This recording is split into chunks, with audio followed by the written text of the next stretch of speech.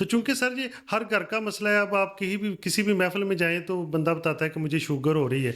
तो इस पे क्या आप कहेंगे कि क्या करना चाहिए हमें? कैसे बचें इससे? इसमें हमारे लोगों में अवेयरनेस की ज़रूरत है। मैं समझता हूँ अब जिस तरह के हम लोग यहाँ साहिवाल में, हमारा ज़्यादातर एरिया तो रूरल ही है, और ज़्यादातर पेशेंट्स नंबर भी हमारे इर्द गिर्द के गाँव से, मज़ाफ़ात से आते हैं।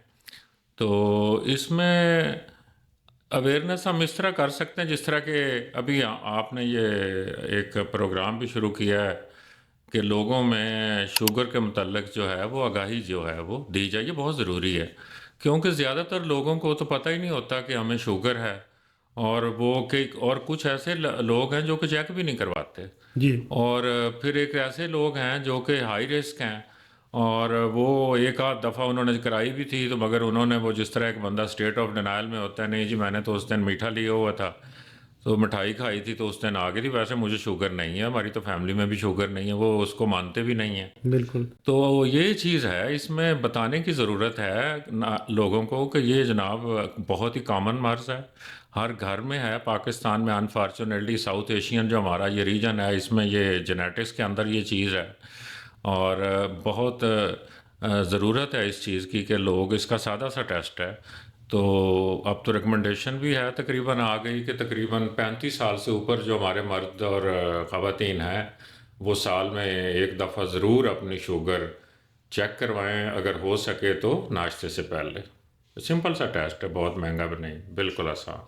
सर, जब आप किसी पेशेंट को कहें कि आप शुगर का टेस्ट करवाएँ, तो वो अक्सर पुराने ज़माने में जैसे वो सोचते हैं उस हिसाब से बड़े-बड़े जो बुज़ुर्ग लोग हैं वो कहते हैं मेरा तो ज़ख्म ठीक हो जाता है, मुझे तो पेशाब ज़्यादा नहीं आता, मैं क्यों करवाऊँ? मेरा तो सब ठीक है। हाँ, ये भी एक कॉन्सेप्ट है लोगों में कि जी मुझे तो कोई अलामत ही नहीं है डॉक्टर साहब, तो मैं कह रहा हूँ ये लोगों को ये बताने की ज़रूरत है कि एक अच्छा खासा सेगमेंट हमारे पास शुगर के पेशेंट्स का है जिनमें अलामत नहीं आती हैं बिल्कुल, या बहुत थकावट होती है, और उसके अलावा कुछ उसमें शुरू शुरू में तो कोई ये अलामत नहीं आती। ये जो पेशाब का ज़्यादा आना है और बहुत ज़्यादा प्यास लगना है, हाथ पाँव जलना है, ये तो बहुत आप कह लें कि तकरीबन 10 में से 3 या 4 में आएंगे।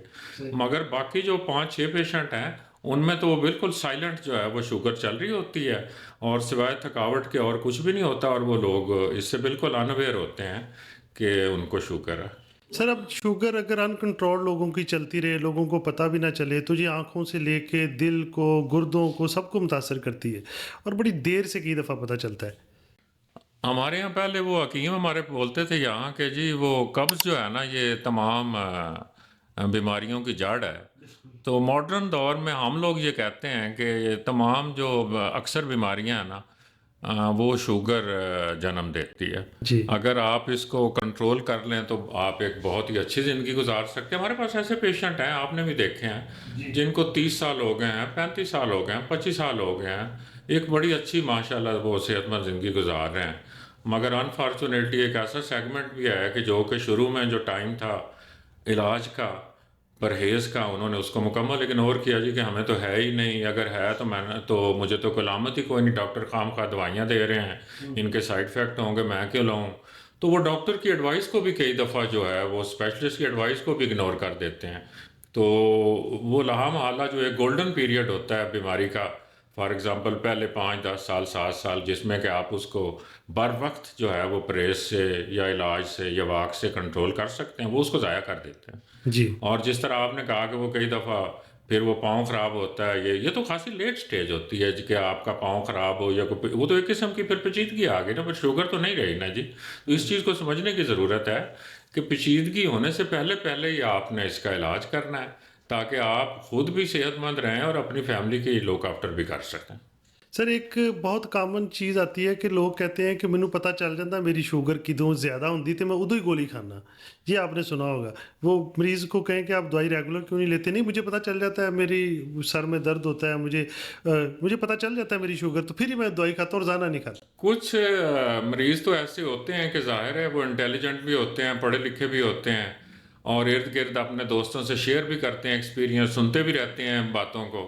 तो ये बात ठीक है कि कुछ लोगों में फॉर एग्जांपल शुगर ज़्यादा है जिस्म में, तो वो थकावट आई है या गला खुश्क हो रहा है, तो वो समझ जाते हैं कि मेरी शुगर हो सकता है कि हाई हो। मगर ये सारे आप कह लें कि एक आइडियाज़ हैं या अप्रॉक्सीमेट आप कह सकते हैं तीर तुक्के वाली बात ही है, हो सकता है सही हो सकता है ना हो। आजकल की जदीद साइंस के ज़माने में तो आपके पास ग्लूकोमीटर होना चाहिए, जो कि इतना महंगा भी नहीं है, तो आप आसानी से चेक भी कर सकते हैं। वरना हमारे पास लेबॉर्ट्रीज भी काफ़ी ज़्यादा हैं, आप करीबी लेबॉर्ट्री से जाके 5 मिनट में वो आप चेक कर सकते हैं। असूली तौर पर तो इस चीज़ की तरफ ही जाना चाहिए कि आप उसको चेक कर लें और रेगुलर दवाई करें। और रेगुलर दवाई डॉक्टर की एडवाइस पे अमल करें, ज़रूरी है। एक बहुत ज़्यादा जो कॉमन है जब लोग इंसुलिन पे जाते हैं कि वो अगर उनको फॉर एग्जांपल 70-30 मिक्स इंसुलिन जो दी जाती है तो वो एक दफ़ा लगाते हैं, कहते हैं रात को नहीं लगाऊंगा क्योंकि रात को शुगर कम हो जाती है, उसके बाद फिर उनके कॉम्प्लिकेशंस आना शुरू हो जाते हैं। इंसुलिन के भी मुख्तलिफ रजीम हैं।